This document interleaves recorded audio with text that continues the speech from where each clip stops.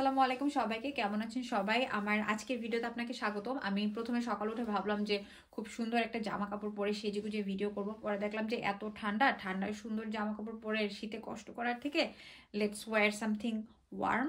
তো আমি আমার জামাইয়ের কাছ থেকে এই হুডিটা ধার করছি, আর টুপিটাও তার। আমি শুধু আমার নিজের পায়জামা পরে ভিডিও করতেছি, আর চশমাটা নিজের। তো ভিডিওতে যাই।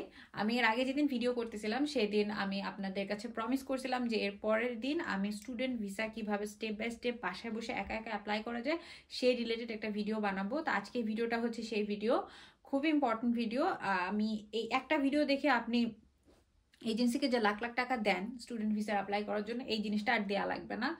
তো আজকের ভিডিও বানানোর সময় আমি যে জিনিসটা দেখলাম সেটা হচ্ছে যে পুরো প্রসেসটা যদি আমি একটা ভিডিওতে কভার করতে চাই তাহলে জিনিসটা অনেক বেশি বড় হয়ে যায়। তো আমি ভেবেছি যে স্টুডেন্ট ভিসা রিলেটেড দুইটা ভিডিও আমি বানাবো। তো প্রথম ভিডিওতে আমি বলবো হচ্ছে কিভাবে স্টুডেন্ট ভিসার এলিজিবিলিটি ক্রাইটেরিয়া কি, কারা অ্যাপ্লাই করতে পারবে। তারপরে বলবো যে কি কি ডকুমেন্টস দরকার হয় স্টুডেন্ট ভিসা অ্যাপ্লাই করার জন্য। আর লাস্টে গিয়ে আমি জিসিকিতে কিভাবে অ্যাকাউন্ট খুলতে হয় সেই রিলেটেড আলোচনা করব। আর এর পরের ভিডিওতে আমি অ্যাকচুয়ালি অ্যাপ্লিকেশনটা আপনার কিভাবে সাবমিট করতে হবে সেই জিনিসটা একটু বলবো। আর কিছু ফর্মস আছে, ফর্মসগুলো কিভাবে ডাউনলোড করে পূরণ করে আবার আপলোড করতে হয়, আর কি কি ডকুমেন্টস কিভাবে আপলোড করতে হয় সেই রিলেটেড ছোটখাটো একটা ধারণা দেওয়ার চেষ্টা করব। তো ভিসার অ্যাপ্লিকেশন করার রিলেটেড ব্যাপারে অনেকে ভয় পান, অনেকে নার্ভাস থাকেন, অনেকে ভাবেন যে না জানি কত কঠিন প্রসেস, কিভাবে করব, আমি হয়তো পারবো না, এইগুলা ভাববেন না। পুরা প্রসেসটা একে তো খুবই সহজ, আর দ্বিতীয়ত হচ্ছে কানাডিয়ান ভিসার যে ওয়েবসাইট, যে ওয়েবসাইটে গিয়ে কানাডিয়ান ভিসা অ্যাপ্লাই করতে হয় সেই ওয়েবসাইটটা হচ্ছে cic.gc.ca। এই ওয়েবসাইটটা এত সুন্দর করে প্রত্যেকটা জিনিস ভেঙে ভেঙে ইনস্ট্রাকশন দেওয়া আছে যে ওই ওয়েবসাইটটা যদি শুধু আপনি ফলো করেন, সেটা স্টুডেন্ট ভিসা হোক, ওয়ার্ক পারমিট হোক, এক্সপ্রেস এন্ট্রি হোক, যে ভিসার অ্যাপ্লিকেশন আপনি করেন না কেন, স্টেপ বাই স্টেপ খুবই সুন্দর করে ইনস্ট্রাকশন দেওয়া আছে। শুধুমাত্র আপনার কাজ হচ্ছে ওই জিনিসটাকে মনোযোগ দিয়ে পড়া, বারবার পড়া। অনেক সময় একবার পড়লে বোঝা যায় না, তো এই জিনিসটা আপনি করতে পারেন। তো কিভাবে কি করতে হবে সেটার জন্য প্রথমে আমাদের যেতে হবে হচ্ছে গুগলে। তো গুগলে যাই। তো গুগলে গিয়ে প্রথমে আমি লিখবো হচ্ছে cic.gc.ca।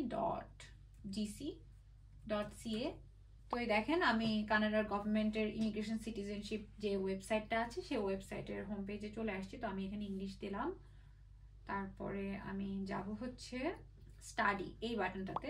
এখানে দেখেন যে স্টুডেন্ট ভিসার যদি আপনি অ্যাপ্লাই করতে চান অথবা এক্সটেন্ড করতে চান তাহলে এই অপশনে যাইতে হবে। আপনি যদি ওয়ার্ক ভিসার অ্যাপ্লাই করতে চান তাহলে এখানে যাইতে হবে, আর যদি ওই যে পিআর বা এই টাইপের কিছুতে অ্যাপ্লাই করতে চান তাহলে যে ইমিগ্রেট এই বাটনে ক্লিক করতে হয়। তো ওগুলো আজকের ভিডিওর টপিক না, তো স্টাডিতেই যাই। এই যে দেখেন গেট এ স্টাডি পারমিট যে অপশনটা আছে সেই জিনিসটা আপনি ক্লিক করবেন। এখানে যে who can apply, how to submit your application, processing time এবং এভরিথিং স্টেপ বাই স্টেপ এই ট্যাবে গেলে আপনাকে শেখানো হবে। তো এখানে আমি ক্লিক করি অ্যাবাউট দ্য প্রসেস। এটা আসলে খুব বেশি আমি এর আগের দিন পড়ে দেখলাম, তো এটা এই পেজে তেমন কোনো ইনফরমেশন নেই। এই পেজে সবচেয়ে ইম্পর্টেন্ট ইনফরমেশন হচ্ছে যে স্টাডি পারমিটের ফি কত। স্টাডি পারমিটের ফি হচ্ছে $150। বাংলাদেশের জন্য আরেকটু এক্সট্রা কয়েকটা ফি লাগে, যেটা হচ্ছে যেমন বায়োমেট্রিক্স ফিটা অ্যাড হয়, তারপরে হচ্ছে ভিএফএস এ আমাদের একটা ফি দিতে হয়। এই জিনিসগুলো বাংলাদেশের স্টুডেন্টদের জন্য অ্যাড হয় মনে হয় 16-17 হাজার টাকা। যদি আপনি রেগুলার সার্ভিসটা নেন তাহলে পুরো স্টাডি পারমিট রিলেটেড আপনার খরচ, আর যদি আপনি প্রিমিয়াম সার্ভিস নেন তাহলে 20,000 টাকা। এটা হচ্ছে আমি শেষ খবর পাওয়া পর্যন্ত, ইদানিং বাড়ছে কিনা আমি জানি না। তো হু ক্যান অ্যাপ্লাই এটাতে যাই। হু ক্যান অ্যাপ্লাই হচ্ছে এলিজিবিলিটি ক্রাইটেরিয়া রিলেটেড ডিসকাশন। এই দেখেন এলিজিবিলিটি রিকোয়ারমেন্ট চলে আসলো। তো এলিজিবিলিটি রিকোয়ারমেন্ট কি এটা আমি আপনাকে একটা একটা করে পড়ে বোঝানোর চেষ্টা করতেছি। যেটা সবচেয়ে ইম্পর্টেন্ট আপনার স্টুডেন্ট ভিসার অ্যাপ্লাই করার জন্য সেটা হচ্ছে enrolled at a DLI. DLI মানে হচ্ছে ডেজিগনেটেড লার্নিং ইনস্টিটিউশন। তারপরের যে পয়েন্টটা সেটাও খুবই ইম্পর্টেন্ট, যেটা আমাদের সকলের মাথা ব্যথার কারণ, সেটা হচ্ছে proof you have enough money to pay for your tuition fees, living expense and return transportation। এই জিনিসটা আমি এর আগে একটা ভিডিওতে কভার করেছিলাম যে আমাদের কত টাকা ব্যাংক স্টেটমেন্ট দেখাতে হয়। সেই ভিডিওটা যখন আমি করেছিলাম আমি এই পেজ থেকে ইন্সপিরেশন নিয়েছিলাম। তো আপনার ব্যাংকে কত টাকা দেখাতে হবে সেই জিনিসটা ডিপেন্ড করে আপনার টিউশন ফিস কত, আপনি যে সিটিতে থাকবেন সেই সিটির লিভিং কস্ট কত, এবং প্লেনের টিকিট কত। এই তিনটা জিনিস এক বছরের টিউশন ফিস, এক বছরের লিভিং কস্ট এবং প্লেন ফেয়ার, এই তিনটা জিনিস যোগ করবেন। যোগ করে যে অ্যামাউন্ট আসবে সেই অ্যামাউন্টের থেকে বেশি টাকা আপনার ব্যাংক স্টেটমেন্টে দেখাতে হবে। এটাই হচ্ছে ফর্মুলা, খুবই সহজ ফর্মুলা। তো এর পরের পার্টটা হচ্ছে obey the law, have no criminal records and get a police certificate, যেটা হচ্ছে বাংলাদেশের সবাইকে পুলিশ ক্লিয়ারেন্স নিতে হয় এই যে এই রুলস এর জন্য।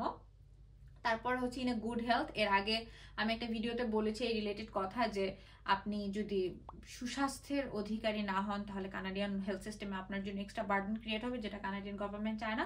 যে কারণে বিদেশে আসার আগে কানাডিয়ান গভর্নমেন্টের ডেজিগনেটেড কিছু ডাক্তার আছে, তাদের কাছে গিয়ে আপনার কিছু টেস্ট করতে হয়। সেই ডাক্তারদের অ্যাড্রেসটা এই যে আপনি এখানে ক্লিক করলেই আপনার সিটির নাম লিখবেন, নাম লিখে সার্চ দিলেই সেখানে আপনার সিটিতে, যেমন ঢাকা সিটিতে কোন কোন ডাক্তার এই মেডিকেল টেস্টটা করার জন্য অ্যাপ্রুভড সেই লিস্টটা চলে আসবে, এবং সেই লিস্ট ধরে যে কোনো একজন ডক্টরের কাছে গেলেই হয়। আমি গেছিলাম হচ্ছে বাড়িধারার একটা মেডিকেল সেন্টারের নাম ভুলে গেছি। তারপরে হচ্ছে proof to an officer that you will leave to Canada. এটা মানে হচ্ছে যে স্টাডি প্ল্যান, যে স্টাডি প্ল্যানের মাধ্যমে আপনার প্রুফ করা লাগবে যে আপনার দেশে ফেরত যাওয়ার মতো এনাফ রিজন আছে। আমি স্টাডি প্ল্যান নিয়ে একটা ভিডিও করেছি, যে ভিডিওতে আমি আপনাকে প্রুফ করার চেষ্টা করেছি যে আপনার কোটি কোটি টাকা সম্পত্তির আসলে দরকার নাই। আপনি খুবই সহজেই একটু বুদ্ধি খাটিয়ে সুন্দর করে যদি একটা লেটার লিখেন, এক্সপ্লেনেশন লেটার লিখেন, তাহলে অল্প টাকা পয়সা দেখিয়েও খুব ভালো কান্ট্রিটাই, স্ট্রং কান্ট্রিটাই দেখানো সম্ভব। এরপরে হচ্ছে ইউর রেসপন্সিবিলিটিস, এটা নিয়ে একটু বলি। সেটা হচ্ছে যে make progress towards completing your program. অনেকে আমাকে জিজ্ঞেস করেন, আমি খুবই বিরক্ত হয়ে এই কোশ্চেনটা করলে, সেটা হচ্ছে যে আপু স্টুডেন্ট ভিসায় কানাডায় এসে পড়াশোনা ছেড়ে দিয়ে কাজ করলে কি কোনো সমস্যা হবে কিনা। ইয়েস, সমস্যা হবে। এখানে এই রিলেটেড কথাই বলা আছে, respect any conditions listed in your study permit. এটা হচ্ছে যে আপনার স্টাডি পারমিটে কন্ডিশন থাকে যে আপনি 20 ঘন্টার বেশি কাজ করতে পারবেন না। এই কন্ডিশনটাকে আপনার রেসপেক্ট করতে। Stop studying if you are no longer meet the requirements. Again, আপনার যদি স্টুডেন্ট ভিসা শেষ হয়ে যায় বা আপনি যদি এক্সটেন্ড করতে না পারেন তাহলে আপনার পড়াশোনা ছেড়ে দিতে হবে। তারপরের পার্টে গিয়ে আপনাকে বলবে যে আপনার কি কি ডকুমেন্টস দরকার। এই পেজটা আমার কাছে খুবই ভালো লাগছে, এই পেজটা খুবই ইম্পর্টেন্ট। এই একটা পেজ পড়ে আপনি পুরা স্টুডেন্ট ভিসা রিলেটেড যা যা ডকুমেন্ট দরকার সেই রিলেটেড একটা হলিস্টিক আইডিয়া পাইতে পারেন। দেখেন, খুব বেশি ডকুমেন্টসের কিন্তু দরকার নাই। আমরা অনেকে ভয় পাই, অনেক কিছু দেওয়ার চেষ্টা করি, জমির দলিল দেওয়ার চেষ্টা করি, আপনার জমির খাজনা রিসিপ্ট দেওয়ার চেষ্টা করেন। আসলে এগুলো কোনো কিছুরই দরকার নেই। এখানে দেখেন কি কি খুবই সিম্পল অল্প কিছু ডকুমেন্টের মাধ্যমে স্টুডেন্ট ভিসার জাস্ট নিজে বুদ্ধি করে ক্লিয়ারলি বুঝে অ্যাপ্লাই করলে খুব বেশি ডকুমেন্টস কিন্তু লাগে না। তো প্রথমেই যে জিনিসটা আসতেছে সবচেয়ে ইম্পর্টেন্ট, সেটা হচ্ছে প্রুফ অফ অ্যাকসেপ্টেন্স। অবশ্যই আপনি যে ইউনিভার্সিটিতে ভর্তি হবেন সেই ইউনিভার্সিটির অফার লেটার লাগবে। তারপর হচ্ছে প্রুফ অফ আইডেন্টিটি, এটা হচ্ছে আপনার পাসপোর্ট। অনেকে ভোটার আইডি কার্ড দেওয়ার চেষ্টা করেন। ভোটার আইডি কার্ড আমার মনে হয় না কোনো খুব ইম্পর্টেন্ট কোনো ডকুমেন্টস, বাট বার্থ সার্টিফিকেটটা লাগে। তারপরে হচ্ছে প্রুফ অফ ফাইন্যান্সিয়াল সাপোর্ট, এই জিনিসটা রিলেটেড এক্সপ্লেনেশন তারা নিচে দিছে, আমি আমার নিজের মতো করে বলি। প্রুফ অফ ফাইন্যান্সিয়াল সাপোর্ট বলতে আপনার ব্যাংক স্টেটমেন্ট বোঝাচ্ছে। ওই যে আমি যে একটু আগে বললাম যে আপনার যে 1 বছরের লিভিং কস্ট, স্টাডি রিলেটেড যে খরচ, সেই খরচ যা হবে তার থেকে বেশি টাকা আপনার ব্যাংক স্টেটমেন্টে থাকতে হবে। আরেকটা ইম্পর্টেন্ট যে পয়েন্ট, সেটা এই যে এখানেই লেখা আছে, সেটা হচ্ছে যে টাকাটা মিনিমাম 4 মাস আপনার অ্যাকাউন্টে থাকতে হবে। আমি 4 মাসের জায়গায় আপনাকে বলবো যে ইফ পসিবল 6 মাস, টাকাটা 6 মাসের ব্যাংক স্টেটমেন্ট দেখাইলে ভালো হয়। তারপরে এই যে এখানে লেখা আছে 2 recent passport size photos, name and date of birth of the person should be written on the back of each photo. তারপরে হচ্ছে a letter from the person or school giving you money. এই জিনিসটা important আমাদের জন্য। এটা হচ্ছে যে আপনার যদি ইউনিভার্সিটি থেকে আপনি স্কলারশিপ পেয়ে থাকেন তাহলে স্কলারশিপ রিলেটেড একটা ডকুমেন্টস আপনাকে প্রোভাইড করবে। সেই ডকুমেন্টসটা আপনার দিতে হবে প্রুফ করার জন্য যে আসলে আপনি স্কলারশিপ পাইছেন। আর যদি আপনি স্কলারশিপ না পান তাহলে আপনার আব্বার এফিডেভিট বা আম্মার, যেই আপনাকে স্পন্সর করবে, সে এফিডেভিট করে ডিক্লারেশন দিতে হবে এইভাবে যে আমি আমার সন্তান সাদিয়া রহমান তমা বা কানাডায় পড়তে যাচ্ছে, তার যে কোনো ধরনের খরচ বা কোনো ধরনের বিপদে পড়লে তার সমস্ত ফাইন্যান্সিয়াল লায়াবিলিটিস আমি বহন করব, এবং এই হচ্ছে আমার ব্যাংক স্টেটমেন্ট, আমার অ্যাবিলিটি আছে আমার সন্তানের যে কোনো ধরনের খরচ বহন করার জন্য। তো এর পরের এই পার্টটা আমাদের জন্য খুবই ইম্পর্টেন্ট। আমাকে অনেকেই জিজ্ঞেস করেন যে আপু একা আসলে কত টাকা লিভিং কস্ট দেখাবো, আপু হাজবেন্ড সহ আসলে কি 50-60 লাখ টাকা দেখাতে হবে নাকি, আপু বাচ্চা নিয়ে আসলে কয় টাকা দেখাবো। কুইবেকের বাইরে, আমি কুইবেকের হিসাবটা বুঝি না, কুইবেকের বাইরে হোল কানাডায় একটা স্টুডেন্টের 1 বছরের লিভিং কস্ট হচ্ছে $10,000 তার এস্টিমেট করছে। হাজবেন্ড সহ যদি আপনি আসেন তাহলে আপনাকে এক্সট্রা $4,000 আপনার লিভিং কস্টের জন্য ফান্ডিং দেখাইতে হবে, এবং এরপরে যদি আপনার একটা সন্তান থাকে তাহলে আপনি আরো 3,000 টাকা দেখাবেন।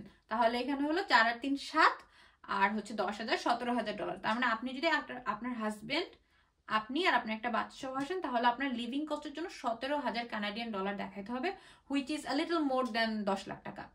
তো তো দেখেন খুব বেশি টাকা কিন্তু দেখানো লাগে না। কেন আপনারা এত টেনশন করেন আমি জানি না। যারা বলেন যে 30, 40, 60 লাখ 1 কোটি টাকার নিচে আসলে কানাডায় আসা যাবে না, তারা মানুষকে ভয় দিয়ে আনন্দ পায়। এই আনন্দটা তাদের পেতে দিয়েন না। দ্বিতীয় যে জিনিসটা হচ্ছে লেটার অফ এক্সপ্লেনেশন, এইটাই হচ্ছে country type, why you want to study in Canada, এই রিলেটেড কথাবার্তা বলবেন।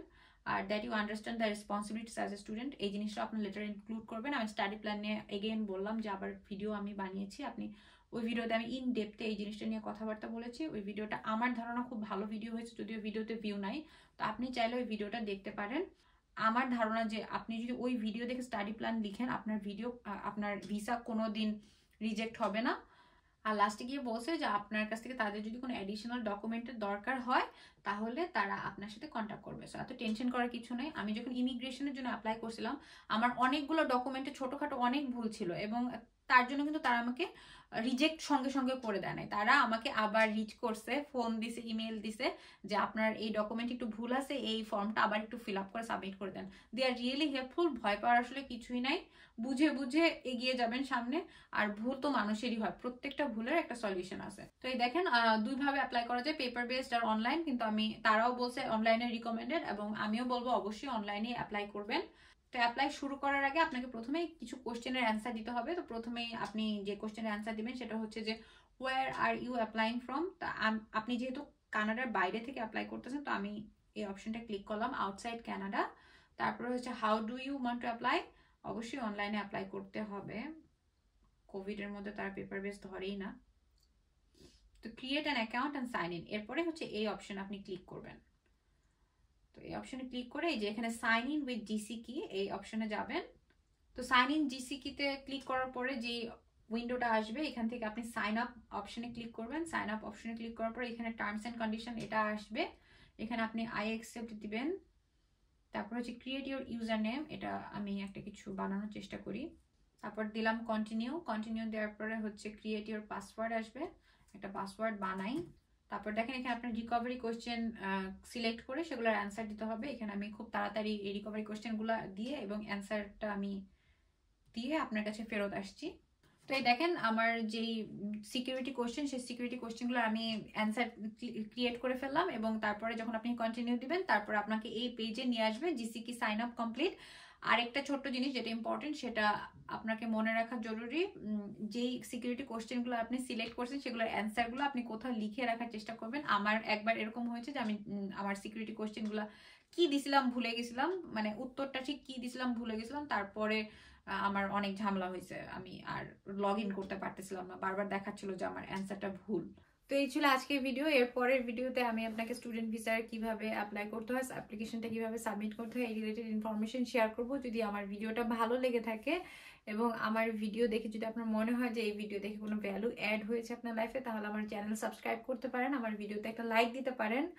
আমার চ্যানেলে আরেকটা প্লেলিস্ট আছে, যে প্লেলিস্টে আমি অ্যাডমিশন রিলেটেড প্রত্যেকটা টপিক, কি কি ডকুমেন্ট দরকার এবং সেই ডকুমেন্ট কিভাবে লিখতে হয়, কিভাবে জোগাড় করতে হয়, প্রত্যেকটা জিনিস ইন ডেপথে আলোচনা করেছি। আপনি চাইলে ওই পুরো প্লেলিস্টটা দেখতে পারেন, এবং তার সাথে আজকে ভিসা রিলেটেড প্লেলিস্ট, এই দুটো প্লেলিস্টে যে কয়টা ভিডিও আছে সেই কয়টা ভিডিও দেখে একা একা স্টুডেন্ট ভিসা রিলেটেড সমস্ত কাজ করে ফেলা সম্ভব বলে আমি বিশ্বাস করি।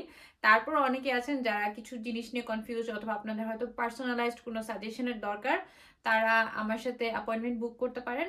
এই অ্যাপয়েন্টমেন্টের ডিটেলস জানতে হলে আপনারা আমাকে আমার ফেসবুকের পেজে নক করতে পারেন। আমার ফেসবুকের পেজের লিংক নিচে থাকবে। তো সবাই ভালো থাকবেন, আমার জন্য দোয়া করবেন। Thank you everyone.